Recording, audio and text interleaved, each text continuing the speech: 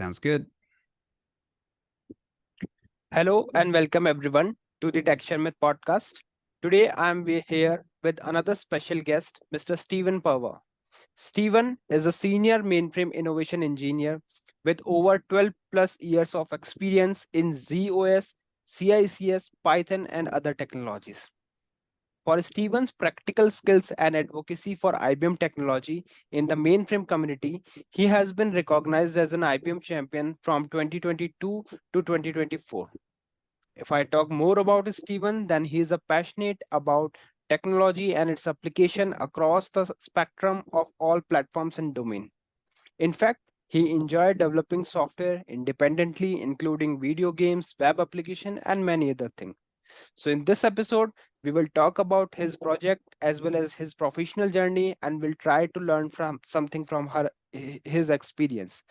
But before we start, I'd like to thank Stephen for joining us today in this episode.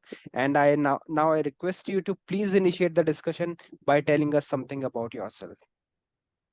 Awesome. I'm actually very grateful to be here. So thank you for having me. I know that it is kind of interesting to talk to a different set of people. So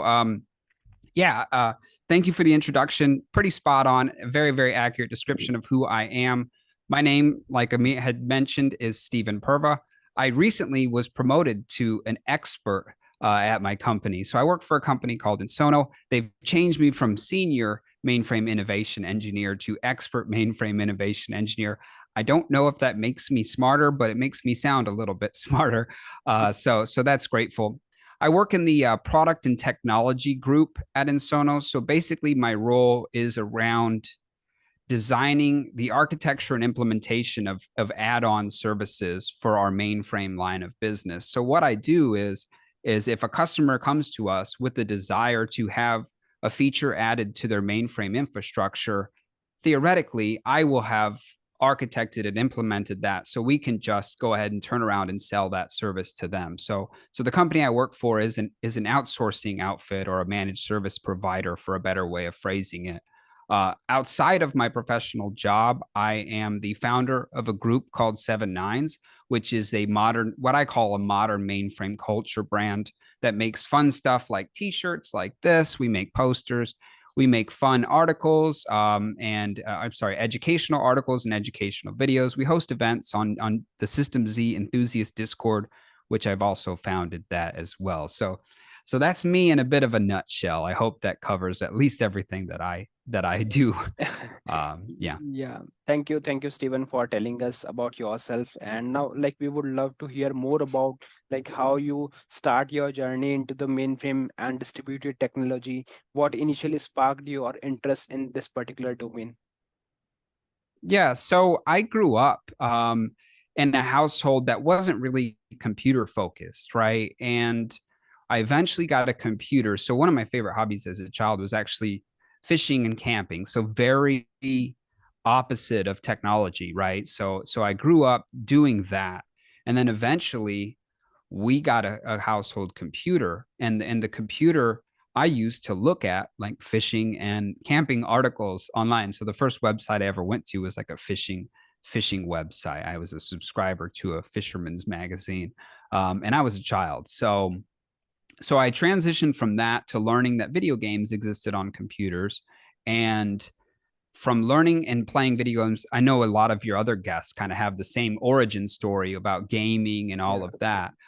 So I learned that, and it was a way for me to kind of bond with my father, who was a really big technology enthusiast, despite the fact that he hadn't gotten a degree or anything in computing. So basically, it was a nice way for me to bond with my dad and learn about computers.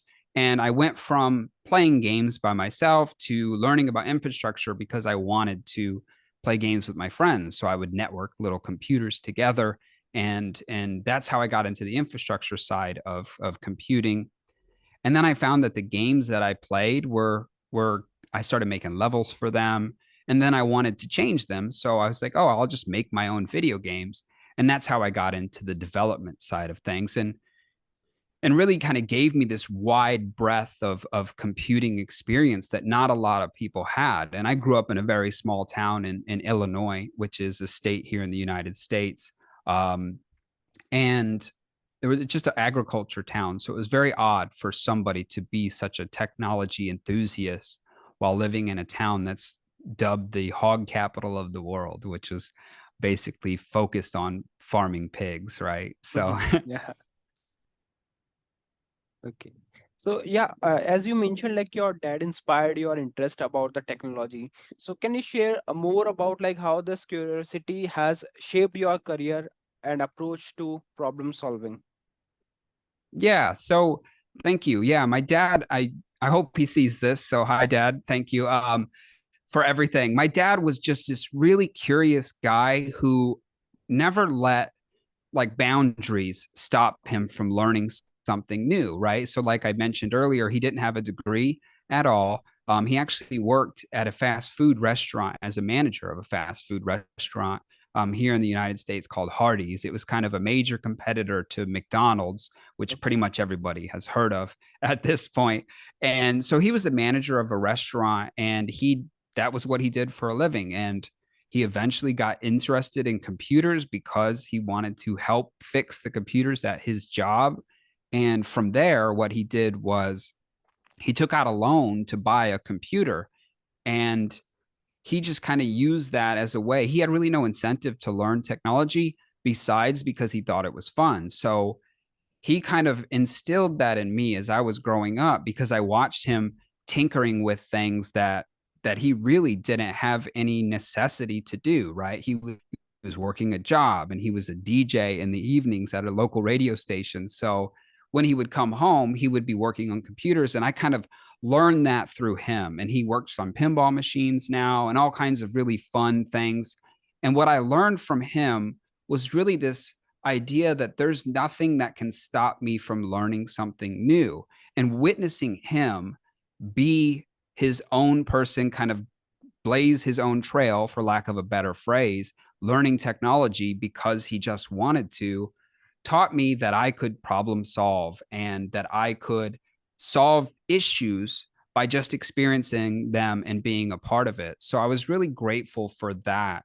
And as my dad eventually got into technology, he kind of showed me and brought me alongside with him. He tried to teach me concepts that he himself didn't know. I remember sitting with him as a child, reading from this huge C++ book. He was trying to teach me C++ while he himself was learning C++. And it was just this incredible thing that as an adult I can reflect on and understand how fortunate I was to have somebody Yes. willing to invest in me in that way that I didn't really understand how impactful it would be for me growing up. To be honest, like not only your story, but your dad's story is also very inspiring. Like we are happy Mm-hmm. to hear all those things, like how he initiated his work and then later he started learning technology. So it's truly very inspiring story. Yeah, yeah, and yeah, I do say like I hope he does see this, and I hope that he will see that me saying thank you, Dad. He genuinely changed the trajectory of my life because growing up in a farm town, it would be very unheard of for me to just because I didn't stay there. I ended up living in one of the biggest cities in the world. I live in Chicago now because I learned technology. I worked for IBM for a few years because I learned technology, and I learned that because he helped me get there. Right. Yeah, I completely agree with this thing. Like parents always play a very important role in our journey, in our life. So yeah, Mm-hmm. I agree with this.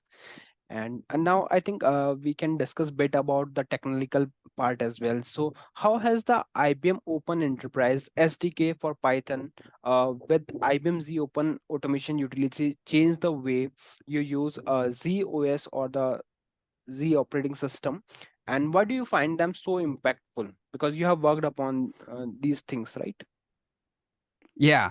Yeah, and that's a great question, and it actually kind of reminds me of what I was just talking about a bit, cuz like growing up, I learned like an older style of computing, what I'm going to call like traditional computing, which was things like lower level languages, which was like assembler and interacting with classical computer, classical for me, right? Most people will see that I'm a relatively young man, and they'll say, well, what does he know about classical? But like I grew up where my dad was soldering chips onto boards as a way of fixing them. And I feel like Python and ZOAU are really, they resonate well with me as a ZOS professional, as a mainframe professional, because what they do is they bridge the gap between two really important sides of ZOS. So for those not in the know, ZOS is one of the large enterprise operating systems on IBM System Z, which is the mainframe systems. And it has two major components to it. And one of them is the Unix system services side of the system. And the other, some people refer to as ZOS, or they refer to it as the MVS side of the system. And those two sides of the system really don't talk to each other that well. Some would say that they do, but I feel like when new people come into ZOS, they relate well to the Unix system services side simply because it looks and feels like a Linux system. So they love it and they like to interact with it, and they naturally gravitate towards that side of the system because it's something they feel familiar with. Whereas the MVS side of the system, where you start to talk about things like data sets and VTAM, which is an access method for old communications that predates TCP/IP, basically they ignore that side of the system exists. So ZOAU as a standalone product allows you to use Unix system services, that traditional, that Linux-like feel, while accessing ZOS or MVS-based resources like data sets and operator commands and consoles and all of these other ZOS-specific resources. And that in and of itself makes ZOAU an extremely powerful piece of software that helps enable newish people to start to be useful on the platform much faster.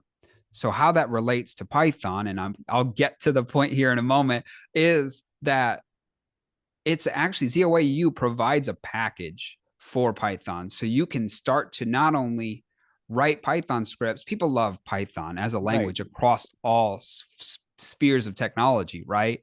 But if you were to just put Python on ZOS, you're going to find that you can only really interact with the Unix system services side of the system. So you can write files, you can read files, you can open connections to other systems and do what you know and love about Python. But what you'll quickly run into is the limitation that all of the really juicy or exciting things on ZOS, the reason why people use ZOS is because all the data is locked into things like what they call vSAM clusters, which are a special kind of file in the system that more resemble a database than they do a file, right? Or data sets themselves, which more resemble a record style usage of data than a file, which is just kind of like, yeah, I got a bunch of bytes that string together and they either mean something or they don't. So ZOAU as a package basically gives you the power in Python to access those resources. So it changes everything. To me, it changes everything. It makes it very apparent that Python is at home on ZOS. And again, it breaks down that barrier to entry for new people so they can suddenly not feel so overwhelmed by the operating system. They now can get a foothold with something they know and love, and that they can demonstrate value to their teams and their organizations much quicker than they would be able to by just trying to learn ZOS or the MVS side of it alone. Okay, so as you mentioned, like apart from Python, like what all other technology would you like to recommend to those like who wanted to start their career with mainframe technology, but parallelly they want to learn something that they maybe they can incorporate later days. So what all other technologies, like Python is one thing that they can learn along with mainframe. So what would you like to recommend few more technology or any programming language that they can learn from the beginning of their career itself? Yeah, I think that just in general, I mean, if you think about two sides of the mainframe space, I know that you know quite a bit about the IBM I side of the Right. space. You think about the infrastructure side, and then you think about the application development side, and it really, I feel like both sides necessitate that you know a little bit about programming in general. I think it's hard to escape this notion that you have to know a little bit about programming. So, for my recommendations for people aspiring to get into the mainframe industry, I would highly recommend that they know enough about Linux or Unix because that is such a core component of the system nowadays, as well as knowing the basics of programming, like being able to modify application flow by using if statements, loops, and all of that stuff, because scripting is very important nowadays too. And the other thing I would say is fundamental TCP/IP knowledge is really important because the big push now is to integrate mainframe, specifically ZOS systems, with other pieces of technology, whether that be cloud computing or distributed technologies. And if you don't know how to connect those two things together in a meaningful way, you will find that you might be left behind relatively quickly by people who know how to do that. So I guess if I can try to draw it back together, know the fundamentals of Linux and basically how that works, know the fundamentals of programming and how to write a basic application. It doesn't have to be object oriented or anything crazy Okay. like that, but also to know the fundamentals of TCP/IP network and how that works. Okay. Yeah. So yeah, thanks for sharing all these uh, tips with all those who recently started their career with the mainframe. For sure, like they can try to learn Linux and all other related things so that they can make a better future in within this domain. So yeah. And now, like you have good exposure on this mainframe community, like you have worked for this community for a long time, right? So if you could implement one change, let's say if you got a chance and you are supposed to implement one change in the mainframe industry, so what would it be and why you would like to do that? Yeah, and I was looking at some of these. We had talked previously before this, and this was probably one of my favorite questions that you had kind of said, "Hey, I'm going to ask you this one." And it was because I was thinking about that, and I was like, "What would really make the industry different if I could just snap my fingers and one thing would change? How would I be able to make the biggest impact on mainframes?" And when I say mainframes, I specifically talk about ZOS because that's the world that I exist and play in mostly. And I would say that if I could make any one change that would forever change the industry, it would be that everybody, both application development and infrastructure folks, would have access to a sandbox environment in order to learn and experience different things on ZOS in a way that they can tinker with it, right? So drawing back to the beginning of our conversation when I was talking about the history with my father and I, um, Mhm. one thing I learned from him is that the best way to solve problems is to experience problems, right? And not only experience them, but also to cause them. And I think that mainframe computing today is so challenging because causing a problem in an environment that I call like an environment of consequence, that would be, say, a production environment or a quality assurance environment, right? That's a very expensive mistake to make. And when you talk to people in our industry, they say, hey, when this system's down, it costs us, sometimes $250,000 a minute for this system to be down. And then you reflect on how much you're being paid. You're like, wow, if I cause a problem, they could basically afford to pay my salary twice over or more in 1 minute. So I better not cause a problem. I better provide value, right? So Right. so again, back to the original question, I would give everybody a sandbox environment to play in because I think that would make the most profound impact on the industry overall. Okay. And nowadays, like saw that most of the young generation are also trying to learn about this mainframe system. So how do you think like the mainframe community can encourage more people to learn about this particular domain and about the mainframe technology? So what thing we can implement? Yeah, I think that we as an industry really need to focus on, and maybe you can reflect on this yourself, like what brought you into technology. I know I'm thinking about guests that you've had previously, much people like myself who got into technology because it was fun, right? I Yes. got into technology because I wanted to play a video game. I got into infrastructure because I wanted to connect my game to my friend's game so that I could play a game with them, right? I got Right. into application development because I wanted to, say, make my own website or make my own video game. And I think that right now, the mainframe industry focuses on business necessity, right? They say, oh, these are critical, this is critical infrastructure. The whole world runs on mainframes. So you want to be in mainframes so that you can be a part of the backbone of the world. And while I think that's great, that doesn't sound super fun to everybody, right? I didn't get into computers as a child because I wanted to be involved in the Right. backbone of the world. I got into it because I wanted to have a good time.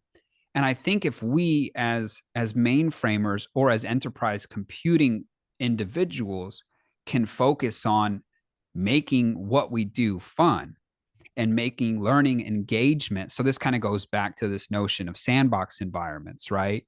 So giving people the ability to be free and have that curiosity is a really important way of making something very fun, right? So that's what I want to see the industry focus more on is how can we make this fun? How can we give you a place to play, a place to learn? Because learning in and of itself is really exciting and fun. That's what I would say would be the best way to encourage another generation of people, other than simply saying that these are great jobs and these are really important systems. It's like, yeah, that can get somebody in, but I don't think it keeps them in. I think fun and learning and engagement and growth is what keeps people in an industry. So that's why I Yes. don't think we see a ton of mid tenure mainframe people, but we see a lot of early tenure and late tenure, right? Because sorry to go on a tangent here, because I feel like the people who are late in this industry got into it because computers were super new and super exciting and super fun to them, Right. right? So I think bring back the fun, and you're going to bring a lot of people who stay in the industry. Yeah, I completely agree. Like if the things are more encouraging and like if people think like, yes, this is something that we can do with a fun. So for sure, like they will reach out and they will try to do some innovation with this mainframe technology for sure. Mm-hmm. Yeah. And Steven, I think speaking is one of your favorite type of advocacy. I also like during analysis I figure out that yes, this is something that you always love to do. So can you share some memorable speaking engagement or experience that stand out to you? Yeah, I have two in mind that jump right out of my head at me. One is when I got to speak at Dell Technologies World.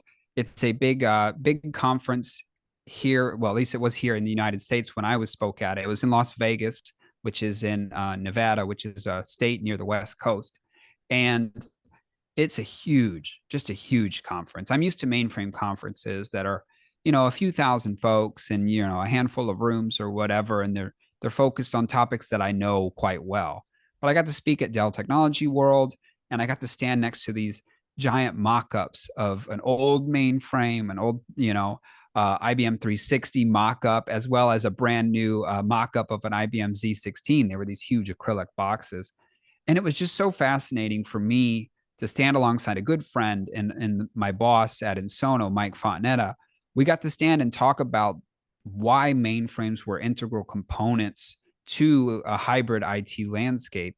And that was just an amazing experience because I was talking to people who didn't know and fully understand mainframes um, at a venue that was traditionally not mainframe focused. So just being in that new space was really fun.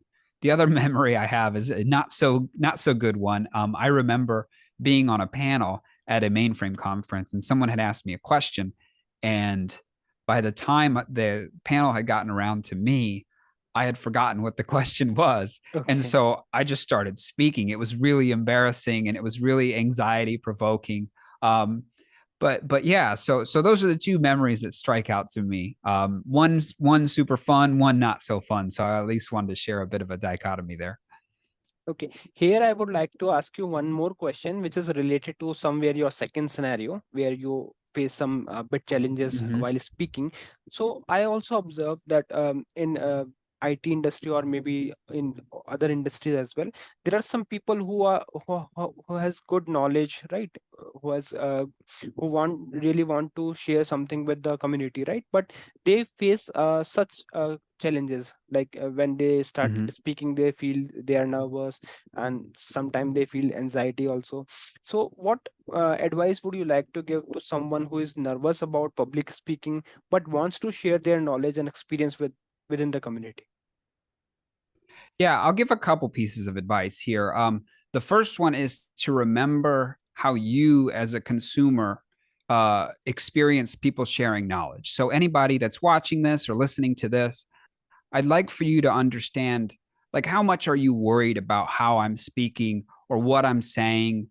Besides the content of what I'm saying, you're generally not too terribly concerned. You're not saying, "Oh, Steven's saying a lot," or Steven's saying anything that seems weird, or he's doing strange mannerisms. Hmm. People don't pay attention that much to how we speak. So if you're not paying attention, chances are the people you're speaking to won't be focused on the things you're worried about. You're worried about saying Right. a lot, or you're worried about being incorrect. Uh, you sharing your knowledge is going to be the best way to learn faster. So you have to get out there and share your knowledge and validate it. So there's a number of ways you can do this. If speaking really truly isn't your thing, you can write a blog, you can make a video, you can talk to a camera, or you can just share your knowledge in smaller communities. That's something I like to do. And for people who really want to speak, and they're concerned about the anxiety and the nervousness, I can tell you all right now that prior to this recording, I was anxious. I was nervous. Prior to speaking, I was anxious. I was nervous. Before I go on stage to talk about a topic, I get anxious and I get nervous. And it's okay. It's part of the gig, I would say. Right. I was just talking to somebody earlier today, and I was saying, I bet people who skydive or people who play a professional sport, before they get on the field, before they hop out of the airplane, they probably feel quite anxious and they probably feel quite For nervous. sure. It's a part of the journey. Right before you get out there, it's fun. I find that to be a bit fun. So get used to it and find comfort in that nervousness, knowing that you're about to accomplish something really fantastic. Yes, right. I agree with this. Like, if you are confident enough that you really want to share something, then there are other mediums also. Like, if you want to write a blog, you can create a video, as you mentioned. So yeah, these are the things. And by the time, like, when we started speaking, then by the time we can learn like how to speak in front of a live audience as well. So that's a really good advice. Okay. And now, Steven, we would like to talk bit about your hobbies. So, what are some personal projects or hobbies outside of work that you found fulfilling, or particularly in woodworking or remodeling? Because I saw that somewhere you mentioned regarding this remodeling of your house. So, could you please tell a bit about that? Yeah. So again, I'm fascinated by the research you've done, and I greatly appreciate and thank you for that.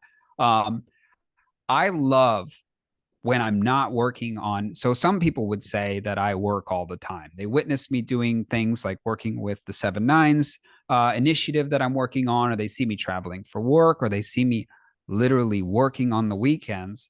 Um, so when I do hobby things, I have a wife and a 5-year-old daughter.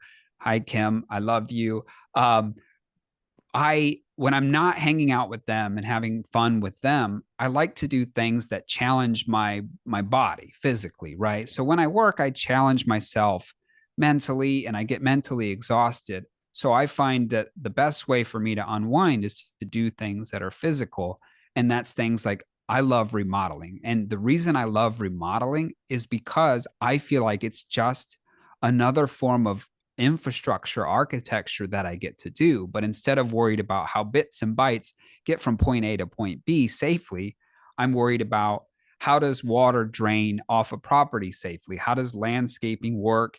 How does electricity move from the main entry point to the home to other points of entry in the house that people would plug a device into? Um, and that is a really fun way for me to build systems that are reliable and safe and still challenge myself physically to do that. So that's why those hobbies are extraordinary for me. And again, I'm grateful for the question because I really like knowing that people have learned a little bit about me. So thank you for that. Yeah, so we can say that programming is somewhere helping you to improve your mental things, and when we talk about physical things, then your hobbies is somewhere helping in that. So that's a really good thing. Okay, Right. so Stephen, could you please tell us about the community? I saw that you run one community on Discord. So can you please share tell bit about that community, like what all things are there for the Discord? Yeah, I would love to. So as I mentioned previously, I run an initiative called Seven Nines, and it's I call it a modern mainframe culture brand, and that is part of my exercise and attempt to make mainframes seem cool, relevant, Okay. exciting, and fun all at the same time. So like I told you earlier, I do silly t-shirts. You'll always see me wearing a mainframe t-shirt almost all the time. I wear these out and about, and people, I get compliments on them, and not a lot of folks really understand that it's a mainframe shirt, which is really kind of a part of my brand. I love that. But to kind of get to the point of your question, I run a community called the System Z Enthusiasts Mhm. Discord, and it's a Discord community. And if for those of you who aren't familiar with Discord, Discord largely was founded as a platform for gamers to Okay. interact with one another and share their joy and excitement around gaming. And when I heard from somebody that it was being used for college classes to share knowledge, I got to the point where I said, this would be a really cool avenue for us to share knowledge about mainframes. And I said, I'm going to give it a try. So, me and two of my friends started a Discord community, and it was literally just like the three of us talking about mainframes. And it's grown. It started in August of 2021, and there are over 2,000 members in this community Okay. now. And it's grown to the point where I could never imagine that it is what it is. And it's just a place where I love to spend time. And I would love for more people to join it. You can find that by going, and I'm sure that there will be a link to it in the description of the video. But you can find it at www.7, the word seven, www.7, the number nine, s.com. So I'll share the link with you so you Yeah, can I share it will with your put in the viewers. description. Yeah, Yeah. sure. Excellent. Yeah, and it's just a great place to connect with community, share things you're up to. We run events on there. We're gonna hopefully be running in August, probably before this airs. Will be an event that we're calling Re-IPL, which is an in-person evening length event that's going to be happening at the same time as Share Kansas City, which is a popular conference here in the United States for mainframers, where we're going to basically turn the way that people share knowledge a little bit on its head. So instead of going to, say, a session where a presenter is just going to speak to you and hopefully teach you something, you receive the knowledge and you leave. It basically becomes like this roundtable where people like yourself and I could share ideas, share topics, and debate on how we could most effectively do something. And instead of somebody being kind of in charge of the room, everyone's in charge of respectfully sharing information with one another. So it's going to be, hopefully it'll be a fantastic event, and hopefully by the time this airs we'll have recordings of some of that footage online for others to check out. And I would love it if some of your viewers came on to the Discord community and shared some of their knowledge and learned from some of the experts that we have hanging out there. And it's just a cool place to talk about things as well. It doesn't always have to be mainframes. We sometimes talk about what we've been up to with our vacations, and people will share things that are more of just community building and not just strictly business all the time. So it's really cool. So thanks for asking about that. I appreciate that. Yeah, even that's a great opportunity for all those like who wanted to discuss with experts. Like they can, I totally recommend this thing to all those audience to please go and check out I'm going to put the link in the description, so you can join this Discord and just try to learn more about the mainframe with the experts. Excellent. Yeah. Okay, so uh we have many topic to discuss, but just because of the limitation of time, we will wind up the session with one more question I would like to ask you, which is related to video games, because there are many audience who are interested in video games and developing the video games. So what video games are you currently playing or working on? Is there anything specifically you are working on? I wish I was working on games more. I know that right now I don't get as much time to play as I'd like to. I'm in the middle of a house remodeling project, Yeah. as well as running a lot of the 7.9 stuff and the work stuff that I'm on. But when I do get a chance, I'm really into like Nintendo Switch games right now because I play them on the airplane. I can play them in a car or whatever and bring it with me wherever I go. Um, I'm not into like the latest and greatest of everything. So right now I play a game called Cuphead. I don't know if you've heard of it, but you're literally a character with a cup for a head. It's kind of like a Okay. mug, a coffee mug, and it's fun because it's intellectually challenging, but it's something you can pick up and put down. So if anybody's played that, they know what I'm talking about. I love games that involve like learning your lesson. And Mhm. so this game is intentionally very difficult. And the whole point of it is that you'll get defeated by a boss and you learn, hopefully, like what not to do. So the next time Right. you get a little bit further, and the next time, so I feel like I'm learning behaviors in that way. And the other game that I play a lot of, and there's a new one coming out, and I can't wait till it comes to Nintendo Switch, is a game called Hades, which is like this random. It's a very random game. They call it like a rogue-like game, which like some elements of it are always randomized. So I would recommend that people check both of those games out. I play Hades when I'm on the airplane because I get anxiety flying. And for some reason, having my mind kind of occupied playing that, it Okay. makes it not so bad for me. So yeah, and I hope to get back into working on games someday. So hopefully I won't bore your audience by talking about someday I'll come back and we'll talk about video games that I'm working on. No, we will for sure come back and with a good episode where we will just talk about the games. So that's, and even like those who are interested in playing games and creating the game, they can and simply check out these two games for sure. Like they Yeah, will enjoy the absolutely. game. So thank you so much, Stephen, for joining us in this episode and for sharing all this stuff with us. So thank you once again. I hope you enjoyed the session. Perfect. Oh, absolutely. And again, thank you for the thoughtful, amazing questions that you asked me. And thanks for the invitation. You have had a star studded lineup of people. So, anybody, definitely go check out all of the other episodes of the podcast because they're amazing. A lot of fantastic talent out there. And I'm super grateful for being among the ranks of those folks. So, thank you again. Thank you.